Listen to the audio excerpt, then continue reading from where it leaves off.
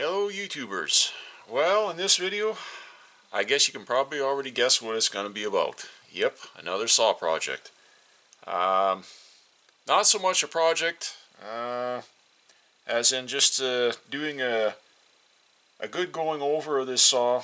Uh, Again, don't really know the backstory on it. Just one of those older saws that somebody just parked in the shed and gave up on and, well, whatever, moved on to a newer one, I guess, type of thing. And sometimes people don't realize that what they actually have is a pretty darn good saw. These 254s have become my favorite. If you go back in some of my videos, you'll probably see me doing a muffler mod and some service work on one. That saw is still running excellent. I had put a great big single pipe outlet on in the front of the muffler, or on the front corner of the muffler, and yeah, it works good, but it's loud. I think I mentioned in that video that there is another way you could go ahead and do muffler mods on these saws without going to that extreme. You could leave them looking fairly stock, but still get a fair bit of flow and performance out of them. And that's kind of what I'm going to be doing here. I pulled the muffler off to check, to have a look to see what the piston and cylinder looked like. I had the spark plug out before. Looks like brand new inside, and I pulled the muffler off just to double check the piston, and there's no carbon scoring or anything. There's not a tiniest speck or scratch, like I say, anything. So, and it has excellent compression. So this saw, for all I know, it probably hasn't run in a long time. Like I say, I don't know any back history on it other than just somebody was getting rid of it. So do I need another saw? No, but seeing that I already have one that's running, and I think I have a couple of these in my parts collection already, so I figured, sometimes for what you get these things for the price you can't kick. So not going to turn down an opportunity to have another one of these around. So anyways, getting right to it, the mufflers on these 254s were a two-piece style, whereas they actually they're unlike most of the Husqvarna saws that are all have welded seam mufflers. These actually have come apart, and they have, like most saw mufflers, they have these spacer pipes inside of them. But these, like I say, they're not press fit, they're not welded, they just come apart, which was nice. I wish all their saws were like that. Would be easy to do modifications to. But one thing I will note on these 254s is they had a very restrictive baffle inside, as in right here. I don't know, the shadows aren't. They have 3 or 4 little tiny holes drilled, and they have this is your exterior outlet. On these outlets, they have the lip or the edge folded down and in. And it's like a fingered outlet, and then they have usually another fingered edge on the muffler side that folds back the opposite way. So really they only have tiny little slots for your exhaust to exit. And then on the inside they have this press welded baffle right here, as you can see. And it's got 4 tabs, and I'm going to take my rotary Dremel tool, I'm going to cut those tabs, and we're going to take this baffle out. I've done that on the other saw, along with, like I say, on the front cover, punching a hole and putting, like I say, a pipe outlet, but I'm not going to do that on this one. This one I'm just going to clean everything up. The inside is nice, it's not rusty, it's oily, which is good. The outside's a little bit rusty. I'm going to put it to a wire wheel on the grinder and clean up the exterior rust. And they have a fairly large, actually have a very large dual hole, square hole outlets over here, just inside the baffle here on the inside edge of the muffler.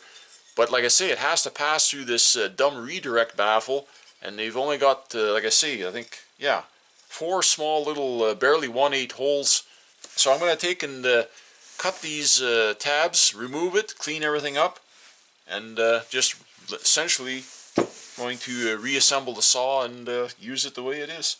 Now I will say, this saw, I spent probably 2-3 hours on it, just hand cleaning. It is was just packed full of crud.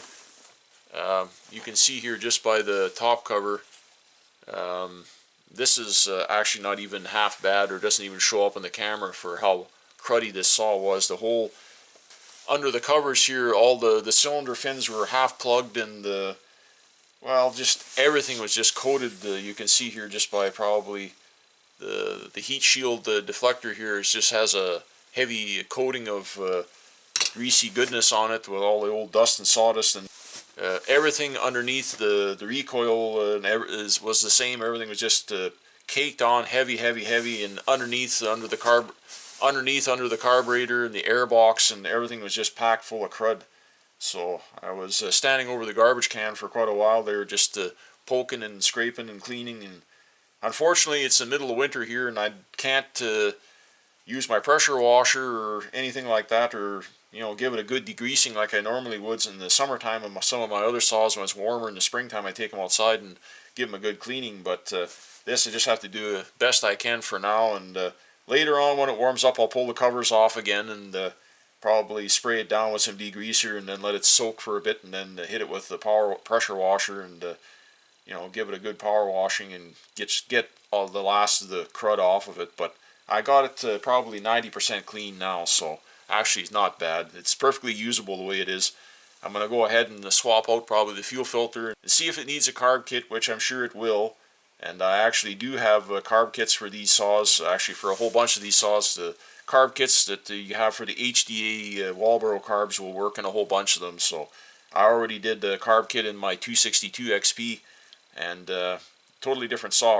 Runs beautiful now after I put a carb kit in it, and we'll see how this one is, if I can get it going. Sometimes they're fine. If they were drained of gas and the diaphragms aren't completely dried out and the carburetor is still in decent shape, sometimes you get lucky and they'll run. I've been lucky on other saws, so we'll see what happens with this one. But anyways, gonna get on with it here. So, okay, time to get to cutting. Went and put the saw off to the side so I don't get any dust and dirt into the cylinder. So here we go.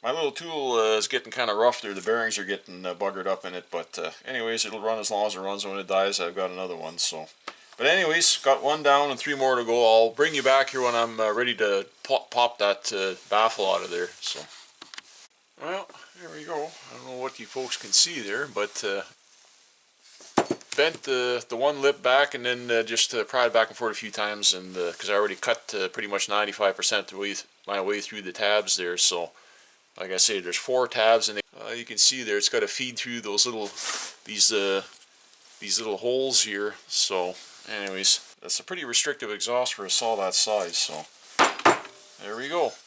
I'm just going to go ahead and clean up the tabs a little bit more there, grind a little more now that I got that plate out of there and got a little more room. But in here, there's, like I say, there's 2 pretty big square holes in here for outlets. So if you want, you can grind a little more and expand or cut them out and make it even a bigger outlet. But I don't know. I'll see. Maybe I'll add a little bit more volume to it. But overall, even as it is, it's a vast improvement from where it was. So it'll still have some a little bit of restriction in it, so it won't be as loud as a straight outlet pipe out the front. So, well, here we go.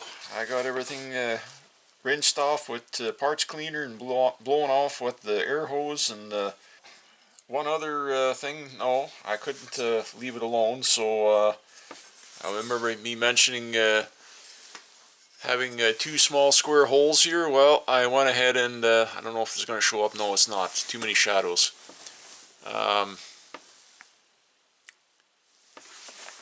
Towards the light here. Over here, the outlet, like I said, there was 2 small square holes. I went ahead and took my rotary tool there and went and cut out that center divider in there, and now we have a half inch by 1 inch rectangular outlet here. right in behind the deflector, so that will flow really good now. So anyways, no problem there. And I will say this old muffler here though was had some pretty bad dings and dents in it here. So the other day here I managed to use a small block of wood and a hammer here on the anvil, and well, beat it back out. It's still kind of got a little bit of a, I don't know, strange misshape to it over here, but it was actually crushed pretty bad, so managed to salvage it. There's still a lot of new old stock mufflers for these floating around yet for these 254s, and now all the aftermarket has gotten into it. You can order cheap mufflers online there for them, but this is still an OEM original.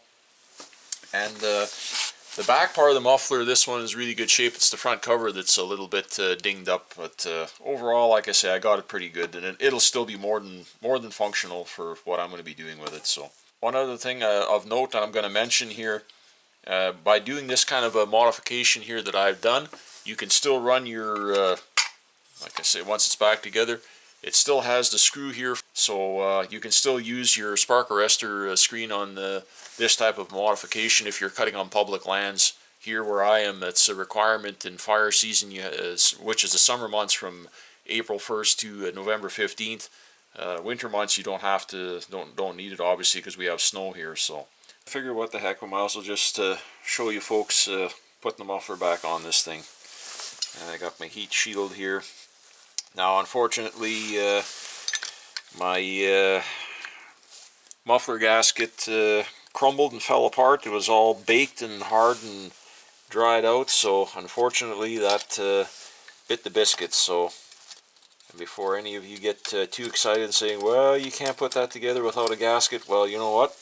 They put this aluminum plate to the engine cylinder, and there's no gasket on that side. What you have is a gasket between this aluminum plate and the muffler itself. So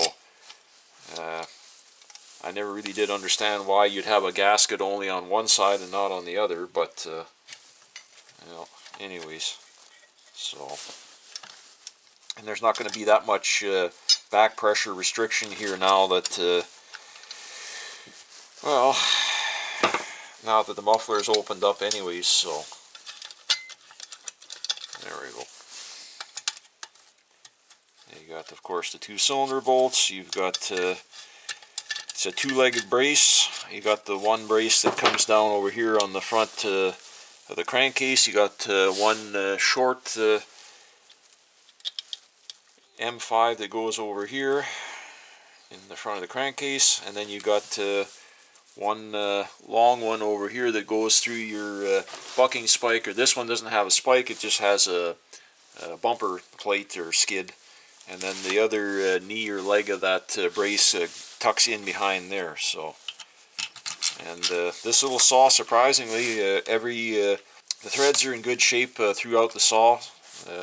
None of the top cover screws are stripped or wallowed out. Everything is actually in pretty good shape in this little saw. So, considering its age and how many run hours I'm sure it has on it, most of these saws of this vintage, you'll find at least a couple of 3 stripped screw holes here and there. So, but this one, nope, everything is threads are all in really good shape, so no issues there. So there we go. One muffler modded, cleaned up. We got the cylinder checked out, made sure everything was okay. And you don't want to get you got to get these tightened up, but you want to get too carried away. These little cylinder screws on here are pretty small in this saw, so they're not the bigger M6 metric like you'd find on most of your other Husqvarna saws. It's just a smaller M5. So I'm just going around just making sure here everything is good. There we go.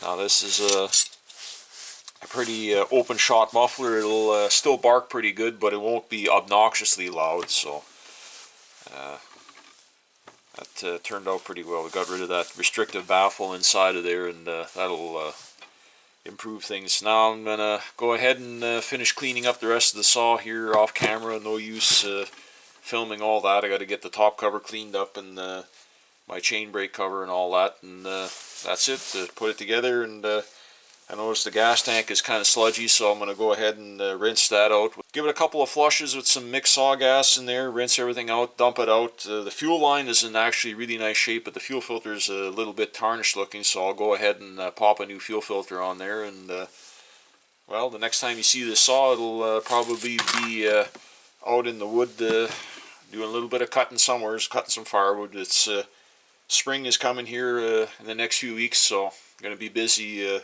getting onto the firewood run, and this will be probably one of the saws like what the other 254 here. We're gonna probably run both of them. So anyways, I'd like to say thanks everybody for stopping by and checking out another one of my videos. Don't forget to like, share, subscribe. It's greatly appreciated, and we'll see you all on the next one.